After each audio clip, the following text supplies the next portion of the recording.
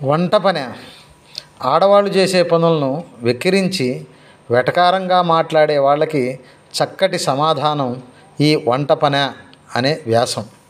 వంటింటి పని అంటే కేవలం ఉడికించడమే కాదు, కొత్తిమీర, కరివేపాకు, పచ్చిమిర్చి, నిమ్మకాయలు, అల్లం లాంటివి చెడిపోకుండా చూస్తుండాలి.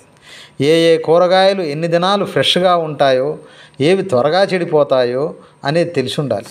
తెలిసుంటే చాలదు, రోజు ఒక విధమైన వంట కాకుండా రకరకాలైన వంటలు చేస్తూ వంటిల్లు నిర్వహించాలి. తినేవారి అభిరుచుల్ని బట్టి, వారి ఇష్టాయిష్టాలను బట్టి, తినే సామర్థ్యాన్ని బట్టి వంట చేయటం తెలిసుండాలి. దానికి తగినట్లు సరుకుల కొలత తెలుసుకొని సరిపడా పాత్రలు సమకూర్చుకోవాలి. రుబ్బాలి, వేయించాలి, ఉడికించాలి, పొడి చేయాలి, ఫ్రై చేయాలి, డీప్ ఫ్రై చేయాలి, మీడియం ఫ్లేమ్లో ఉడికించాలి, అంట్లను కడగాలి, తుడవాలి, సర్దాలి. శుభ్రతను పాటిస్తూ వంటింటో ఒక యుద్ధమే చేయాలి. నిన్నటి పాలు, ఈరోజు పాలు, పాత డికాషను, కొత్త డికాషను, కాఫీ పొడి, టీ పొడి, వీటి తేడా తెలిసి ఉండాలి. తెచ్చిన సామాన్లు సర్దిపెట్టే స్టోర్స్ మేనేజ్మెంట్ కూడా తెలిసి ఉండాలి. 2-3 బర్నర్లపై ఒకేసారి వేరు వంటలు చేయగలిగే టైం మేనేజ్మెంట్ తెలిసి ఉండాలి. వడ్డించడం తెలిసి ఉండాలి. మిగిలిన దాన్ని ఖాళీ చేసి వేరే పాత్రలోకి సర్దుబాటు చేసే స్పేస్ మేనేజ్మెంట్ తెలిసి ఉండాలి.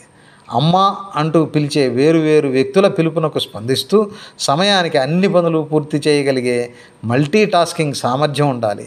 ఒక దోశ హాట్ కంటైనర్లోకి దూర్చి మరొకటి ప్లేట్లోకి వేసి వేరొకటి పెనం పైన వేసే చేతివాటం కలిగి ఉండాలి. నిత్య మేనేజ్మెంటు, చిన్న గాయాలు, చురుకులకు చెలించక కామన్ సెన్సు, సమయస్ఫూర్తి ఇవన్నీ ఉండాలి. ఇవన్నీ ఏ కోచింగ్ సెంటర్కు వెళ్ళకుండా తరతరాలుగా నేర్చుకుంటూ వస్తున్న ఆ జీవులందరినీ గౌరవిద్దాం. వంట పని అదేం మహా అని వెటకారించే ముందు ఇన్ని సామర్థ్యాలు, సుగుణాలు మనకున్నాయా అని ఆలోచించాలి. వంట పని అనేది అందరి అవసరం, అది అందరి జీవనాధారం. వంట పని అంటే ఒక ధ్యానం, భక్తి, దినచర్య, కళ, విజ్ఞానం, ప్రేమ, అనుభూతి, సేవ, గౌరవం, విలువ ఇవన్నీ కూడా నవ్వుతూ చేయాలి. ఈ విషయాల్లో వెటకారం తగదు. వంటింటి కళాకారులందరికీ శతసహస్రాధిక వందనములు. ధన్యవాదములు.